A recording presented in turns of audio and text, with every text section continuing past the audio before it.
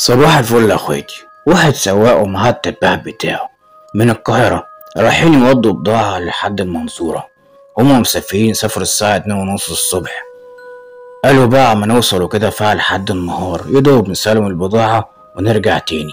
مسافرين بقى من الطريق الزراعي وهما في وسط الطريق بصوا لقوا واحدة ست بتشاور وعمالة تقول لهم اقف من فضلك اقف من فضلك. وقفوا. ست غلبانة قالوا ينقذوها، لكن بقى المشكلة بصوا في وشها مخيف جدا.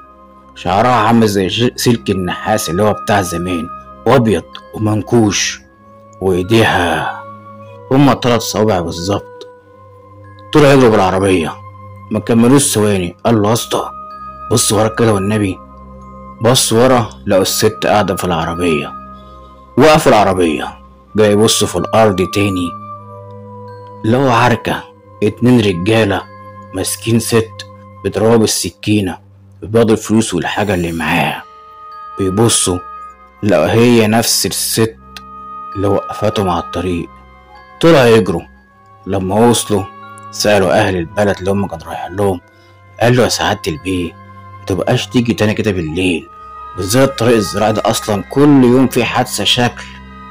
دول يا باشا أرواح ناس الله يرحمهم. نصيحة يا اخواتي، لما تسافروا بالليل شغلوا القرآن.